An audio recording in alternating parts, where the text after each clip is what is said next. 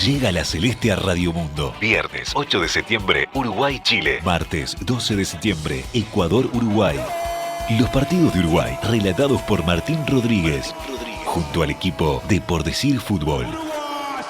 Una producción de Por Decir Algo y Radio Mundo, 1170 AM. Radio Mundo, ¡viva la radio!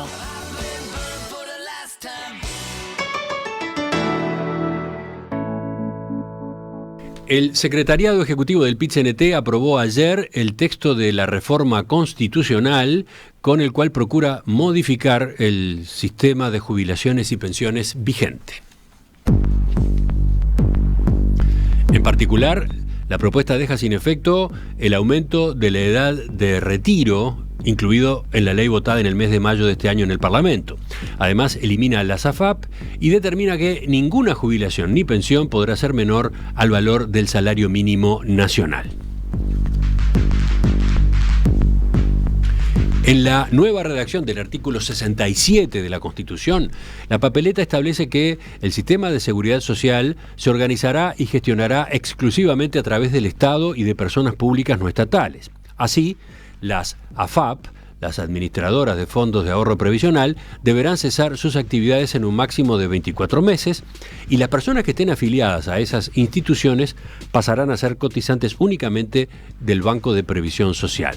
Se aclara, por otra parte, que la entrada en vigencia de esta norma no generará indemnización alguna por lucro cesante para las administradoras privadas. ¿Qué más? También el texto remarca que ninguna jubilación ni pensión podrá ser menor al valor del salario mínimo nacional. Y por último, la iniciativa sindical plantea que las personas tendrán derecho al acceso a la causal jubilatoria a los 60 años de edad y 30 años de trabajo o servicios, sin perjuicio de las bonificaciones y sistemas de cómputos especiales que establezcan leyes especiales y que resulten más beneficiosos para el trabajador. Ahora, el texto de la papeleta debe ser sometido a votación el jueves 6 de este mes en la Mesa Representativa Nacional Ampliada del PIT-CNT, donde el texto podría eventualmente experimentar algunos ajustes. Entrevistamos hace unos minutos en Perspectiva a Gerardo Rodríguez, dirigente de la Federación ANCAP, uno de los 8 sindicatos que impulsó este tipo de reforma constitucional dentro de la Central de Trabajadores.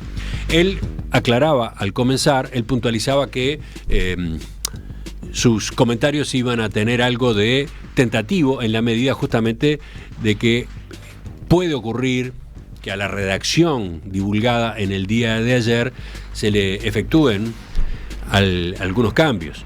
De todos modos, enfatizaba, lo sustancial está allí, lo sustancial está en estas 2 páginas largas que ahora han tomado estado público.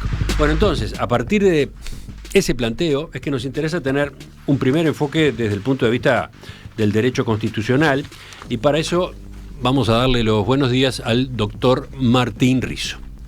Doctor Rizo, buen día, gracias por acompañarnos. Buenos días, Emiliano, saludos para todos. Hace unos días usted había publicado una carta en el semanario Búsqueda en la que hacía un par de advertencias a propósito de lo que estaba circulando, de por dónde se perfilaba el texto de esta reforma constitucional. Sobre todo se detenía en un punto, el relativo a las AFAP y los fondos individuales, ¿no? Pero a ver, antes de entrar en eso, de la lectura de este texto divulgado ayer, ¿cuáles son sus impresiones generales? Bueno, deme un instante para hacer 2 precisiones como las que hizo Rodríguez. En primer lugar, yo voy a hacer un enfoque de derecho constitucional y de derechos humanos. No soy especialista en temas de seguridad social, no puedo evaluar el impacto de este proyecto en el sistema actual. Y en segundo lugar, pese a que no llega a las 3 páginas, es muy complicada la papeleta, el proyecto de reforma constitucional. Creo que precisamos todos un poco más de tiempo para seguir profundizando. O sea, voy a hacer algunas consideraciones preliminares. A mí lo primero que me sorprendió y que yo realmente nunca imaginé que pudiera ser así, es la inexistencia de gradualidad.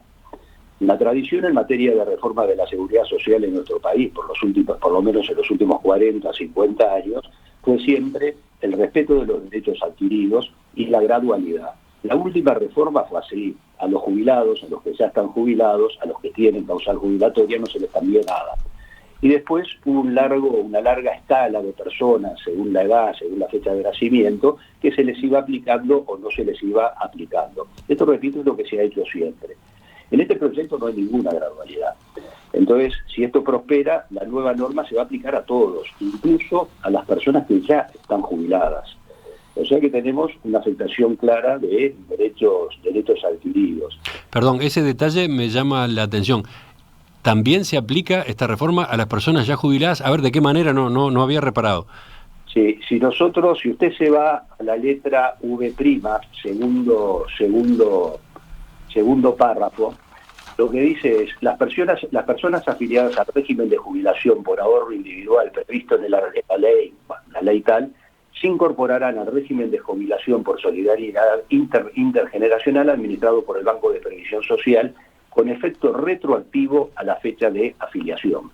O sea, un jubilado por el sistema mixto va a pasar con este proyecto a ser un afiliado frente al Banco de Previsión Social, va a perder sus ahorros individuales previos y va a entrar en un estatus jurídico totalmente distinto. O sea, hay una clara afectación de derechos adquiridos de los actuales jubilados. Ah, mire qué interesante. Yo lo había interpretado como referido solamente a los activos, ¿no? A los que estén afiliados al régimen de jubilación por ahorro individual, pero en actividad. Sí, pero esto es una norma constitucional, entonces hay que interpretarla como quiere ser una norma constitucional y hay que interpretarla así. Son las personas, y bueno, las personas afiliadas, y las personas afiliadas son todos. Pero además hay un segundo grupo, que son personas que hoy están en actividad, aportan al régimen mixto, están en actividad, tienen causal jubilatoria, pero no quieren jubilarse. Estas personas también pasan al sistema. Entonces, esa falta de gradualidad que ha sido la tradición en las reformas uruguayas es verdaderamente importante. Yo diría que lo que más me sorprendió de este tema es, la clarísima afectación de derechos adquiridos. Me podrán decir, pero le van a pagar exactamente lo mismo. Bueno, pero no es lo mismo. Una cosa es que la jubilación pague una parte de EPS y una parte AFAP, y no que todo esto pase al BPS, que uno no sabe qué es lo que va a pasar con el BPS, más cuando esta misma reforma bloquea cualquier tipo de reforma que implique jubilación a más de 60 años o con menos de 30 años, o con más de 30 años de aporte, ¿no? Es decir, colocan a todos, jubilados y no jubilados, en un régimen de una cierta incertidumbre. Uh-huh. Esa es una primera anotación de su parte, pero decía que tenía algunos otros comentarios así en una mirada general. Y sí, lo que me sigue llamando la atención es el tema de las cuentas individuales. Cuando uno entra a un sistema de seguridad social es muy fácil, uno lo sabe, empieza a trabajar y empieza a tributar un porcentaje de su salario que va para el Banco de Previsión Social, para donde siga, y va generando gradualmente el apoyo jubilatorio.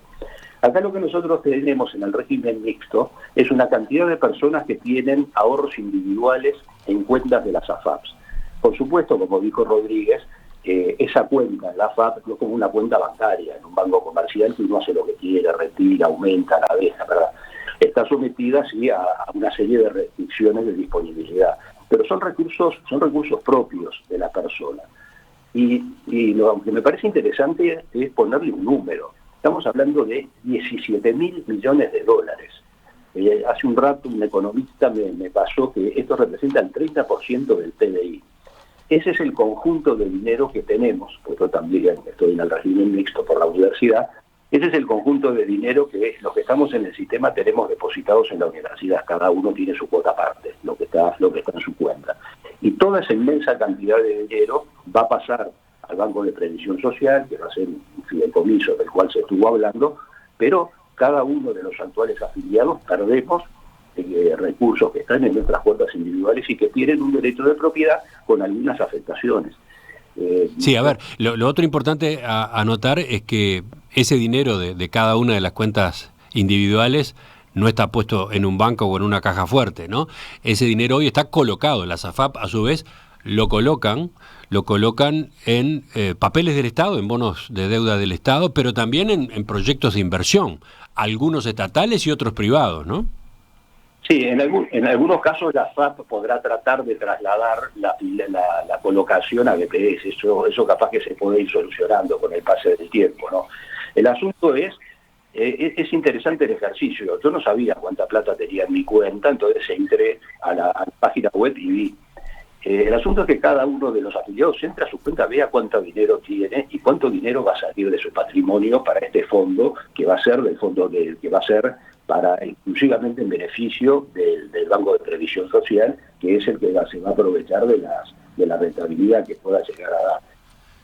¿Esa es su lectura? Se lo pregunto porque Rodríguez señalaba que en principio lo que se busca es que esa persona, cuando llegue el momento de su jubilación, tenga una parte de sus ingresos derivada de ese su ahorro individual ahora o a partir de ese momento incorporado al fideicomiso, ¿no? No es lo que dice el proyecto. El proyecto lo que dice es que todos los fondos que están hoy en la AFAP pasan al BPS y el BPS va a crear un fideicomiso, ¿no? Un fondo independiente del BPS incluso, y no lo dice el proyecto, pero las rentas de ese fideicomiso van a ir para el BPS. Bueno, a ver, leo lo que dice esa disposición transitoria. Encomiéndase al Banco de Previsión Social, en carácter de fideicomitente, a celebrar un contrato de fideicomiso de administración, el que se constituirá con la totalidad de los fondos acumulados en el pilar de ahorro individual creado por la ley 16.713. La ley reglamentará la presente disposición. El fiduciario deberá ser una persona pública. Eso es lo que dice. Claro, los afiliados pierden totalmente relación con su cuota parte. El proyecto garantiza y dice, igual todos los meses le van a pagar lo mismo que si estuvieran como mínimo, le van a pagar lo mismo que si estuviera en el régimen mixto. Eso es cierto, pero el contacto con el dinero lo pierden necesariamente. Ahí viene el tema, ¿se pierde plata o no se pierde plata? El problema es que estamos hablando de muchísimo dinero. Ninguna persona que lleve 25 años en el sistema tiene poco dinero en su cuenta de AFAP. Y el asunto es quién resuelve a dónde va eso. ¿Lo resuelve el titular, el propietario del dinero, o lo va a resolver la comunidad mediante una reforma constitucional? Ahora que escuché al señor Rodríguez que hablaba de los cincuentones. Bueno, pero cuidado, a los cincuentones se le dio la opción. ¿Por qué no le dan la opción a todos los que estamos en el régimen mixto y que cada uno vaya y opte? Sí, de eso han hablado varios dirigentes sindicales en esta hora. Por ejemplo, Sergio Somaruga, integrante del secretariado, habló con La Diaria y dijo: la idea es emular la experiencia exitosa de los cincuentones, que fue viable y no generó ningún terremoto. Perfecto, mejoraría muchísimo la cuestión si lo hicieran así, pero el texto del que estamos hablando no dice eso. Todos pasan con efecto retroactivo al BPS, no hay posibilidad de opción y se pierden los ahorros individuales que cada uno tiene. Usted ahí está dejando planteada ¿Está planteando desde el punto de vista de la constitucionalidad o desde qué punto de vista? Desde el punto de vista jurídico estoy planteando, no voy a hacer aspectos de competencia. Ajá. Si la reforma constitucional dijera, se suprime el régimen mixto y a partir de tal día todos los aportes van a ser para el BPS y se aplica para el futuro, no hay ningún problema en que se haga así. Si se da la opción a los trabajadores, como la tuvieron los cincuentones, ¿qué quieren hacer? ¿Quieren seguir en la FAP o quieren que todo pase al BPS? Y bueno, cada uno toma su propia decisión y pasará lo que pase. Ahí no habría mayores inconvenientes. El problema es que lo que dice el proyecto es, pasan todos, no se les da opción, y todos los aportes individuales, esos 17.000 millones de dólares que está conformado por determinados miles de dólares de cada uno de los afiliados, se funde en un único fondo que pasa a ser administrado por el Banco de Previsión. No hay ninguna opción. Eso, de acuerdo a este proyecto, es obligatorio. Se pasa para ese sistema. Uh-huh. Y entonces, perdón, a partir de esta lectura que usted hace, ¿disposiciones como estas pueden ser objeto de algún tipo de reclamo? Bueno, ahí entramos en un tema jurídico verdaderamente complicado. Tuvimos un caso muy parecido a este, que fue la reforma del agua. La reforma del agua pasaba más o menos lo mismo, incluso pusieron un literal final medio extraño, asumiendo que va a haber responsabilidad del Estado, porque está asumido, Y acá en el fondo ponen, bueno, pero igual no se van a indemnizar a las administradoras de AFAP por lucro cesante. Ahí está, esa es la última disposición transitoria. En el texto dice, la entrada en vigencia de esta reforma no generará indemnización por lucro cesante a las administradoras de fondos de ahorro previsional. Pero mi pregunta apuntaba a la posibilidad de que hubiera reclamos de los trabajadores o de los pasivos que tienen cuentas de ahorro individual en AFAP. Es otra cosa, ¿no? No, pero por eso, para mí me parece muy claro que es absolutamente antijurídico que a una persona que tiene 10.000, 80.000, 100.000, 120.000 dólares depositados en su cuenta de AFAP, vengan y le digan, bueno, olvídate, esa plata ya no está más acá, pasó a BPS, no la tenés más, no tenés ningún derecho sobre eso, arreglate con el BPS que te va a pasar, que te va a pagar la jubilación. Eso es contrario a derecho, se está disponiendo de bienes, de dinero en este caso, que no es del Estado. Y no es que le pidan un aporte mensual, ahí puede ser razonable como con cualquier tributo. Le están sacando dinero que en algunos casos puede ser una pequeña fortuna. Entonces ahí me parece que hay un problema verdaderamente claro y que va a generar la responsabilidad del Estado, en este caso por un acto constitucional. No tengo duda de eso. Va a generar responsabilidad del Estado frente a los individuos. Otra cosa es lo que pueda pasar con las empresas AFAP, ¿no? Esa es otra historia. Claro, pero es distinto, porque las AFAP podrán reclamar indemnización, podrán intentar que pese a que dice que el lucro cesante no se paga, igual se lo pague, pero bueno, eso es un monto que para el Estado seguramente va a ser manejable. El problema es si un porcentaje relevante de los trabajadores comprendidos en el sistema reclaman respecto a los 17.000 millones de dólares. Uh-huh. Ahí se puede armar un juicio contra el Estado que hace quebrar al Estado si se pierde. Uh-huh. ¿Eso podría solucionarse con la ley, con una ley reglamentaria de estas disposiciones? Creo que no, porque el texto que estamos viendo no admite que la ley cambie esto. En este texto no hay la opción de que la ley diga, bueno, no, que cada afiliado a la AFAP venga y opte, venga firme y diga que quiere estar, si quiere seguir con el sistema viejo o si quiere pasar al nuevo. De acuerdo a este texto, eso la ley no lo puede hacer. La ley es terminante, la ley es, se aprueba la reforma constitucional, todo pasa al Banco de Previsión Social, a ese famoso fondo, y bueno, podrá haber una demora, máximo 24 meses o lo que sea, para instrumentar unos 17.000 millones de dólares colocados en distintos lugares. No es tan fácil de trasladarlos al BPS, ¿verdad? Pero en la reforma no hay opción para que le vayan a preguntar a cada afiliado a la AFAP qué es lo que quiere hacer. Uh-huh. Una pausa y ya seguimos. Seguimos en diálogo con el doctor Martín Rizo, experto en Derecho Constitucional. Estamos escuchando sus primeros comentarios a partir de la lectura que hizo en la noche de ayer de este texto, propuesta de papeleta para ser considerada por las filiales del PIT-CNT, aprobado ayer en el Secretariado Ejecutivo de la Central. ¿Alguna referencia más? ¿Alguna consideración más, doctor Rizo? Sí, con carácter general. El hecho de poner que todas las personas, primero ahí tengo una diferencia con lo que dijo Rodríguez con la caja bancaria, ¿verdad?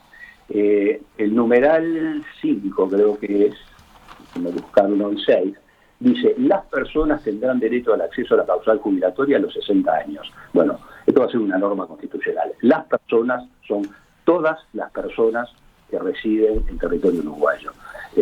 La caja bancaria o los afiliados a la caja bancaria caen dentro de esta misma norma y ellos están pactando o han acordado edades superiores y va a quedar sin efecto. Los jubilados o los funcionarios bancarios van a tener derecho a jubilarse a los 60. Creo que ese acuerdo se va a caer totalmente a pedazos. O sea, para usted esta norma afecta no solamente a quienes en el sistema nuevo estén en el Banco de Previsión Social, sino también afecta o es aplicable a los afiliados a cajas, a otras cajas. Claro, Emiliano, esto se aplica a las personas y la única forma de que no se aplique a los empleados y jubilados bancarios es que alguien sostenga que los jubilados y empleados bancarios no son personas.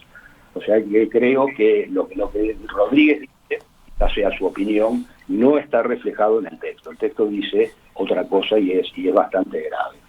O sea que afecta al acuerdo que se acaba de lograr entre el sindicato bancario, la Asociación de Bancos Privados y el Poder Ejecutivo para el salvataje, para la reestructura de la caja bancaria. Esa es su conclusión.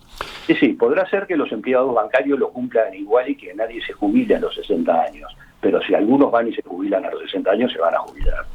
Este numeral 6 es muy complicado, porque ahí está qué es lo que tiene que estar en la Constitución y qué no estar en la Constitución. El régimen básico de las jubilaciones, que ya estaba en el artículo 67, con cuáles son las fuentes de financiación, el tema del reajuste, que fue muy discutido en el Uruguay, está bien. Pero es lógico que la Constitución tenga una cláusula de esta rigidez que diga derecho a la jubilación a los 60 años, cuando el mundo está yendo para otro lado.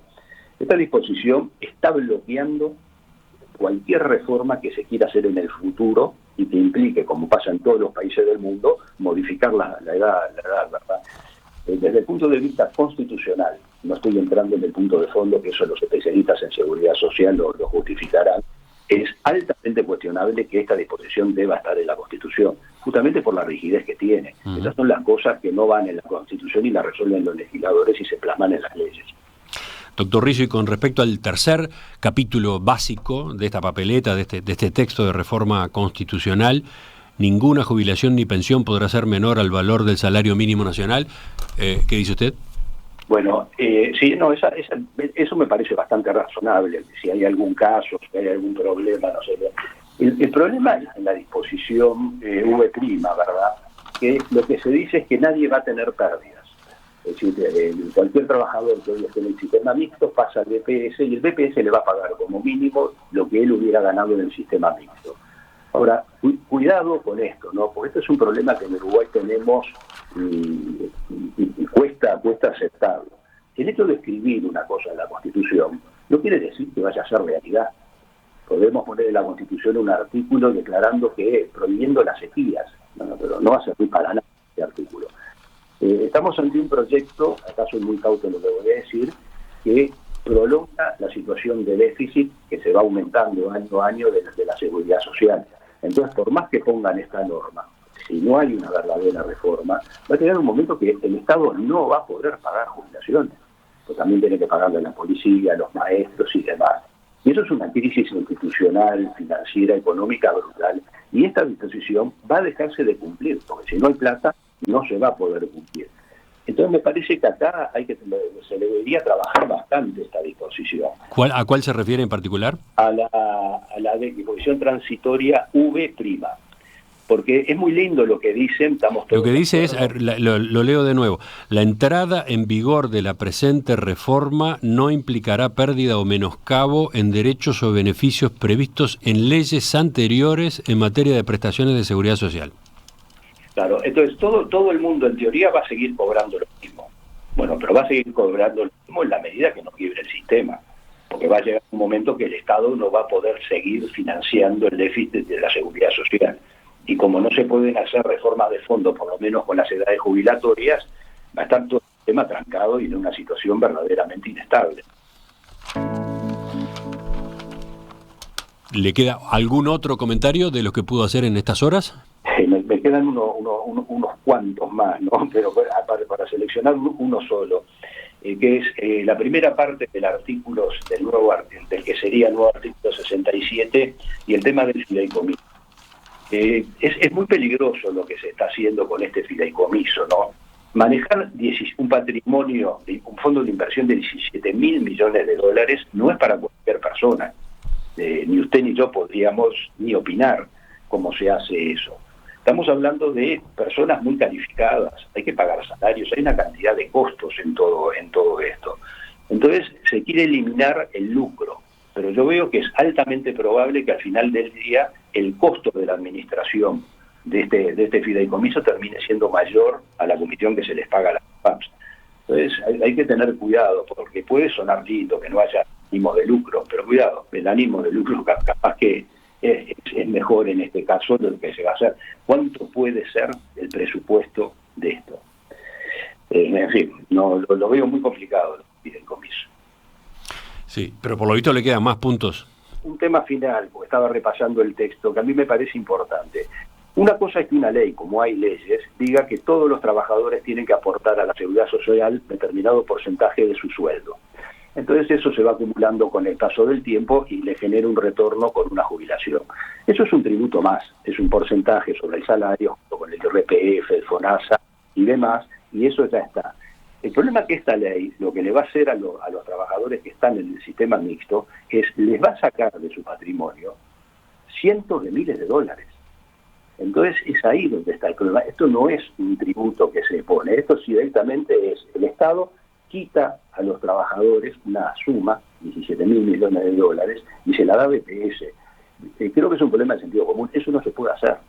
Podrán decir, el resultado va a ser el mismo. Bueno, no sé si va a ser el mismo, pero en todos casos es el propietario de esos fondos el que lo tiene que resolver. Doctor Martín Rizo, experto en Derecho Constitucional, le agradezco esta mirada que ha hecho en el día de ayer, en la noche de ayer, a partir de este texto. Le agradezco estos primeros comentarios, creo que contribuyen a la discusión que está abierta. Nos comunicamos de nuevo en los próximos días, ¿le parece? Cómo no, con mucho gusto. Hasta pronto. Hasta luego.